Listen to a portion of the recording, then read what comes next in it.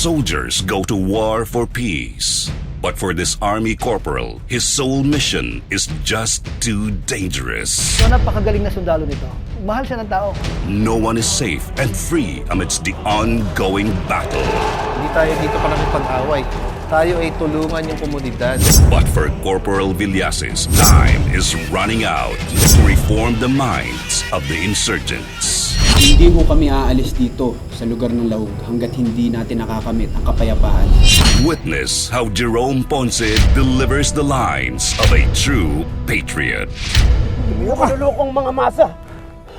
Tapos na paninikin nyo sa kanila. Tigilan nyo na pagpapahirap sa kanila! Don't dare miss Magandang Gabi Pilipinas Christmas presentation as we pay tribute to a brave and young soldier in Capiz who bestowed hope for the furtherance of peace. Sinong tulisan sa atin? Hindi ba kayo ng mga nanloloko ng tao? Saan ang nagawa ng gobyerno mo? Hanggang ngayon, wala! This is really barbaric.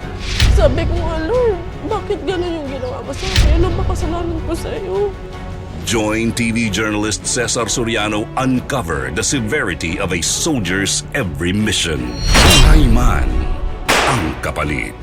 Bye! December 25, 5 to 6 p.m. only here on PTV. Magandang Gabi, Pilipinas!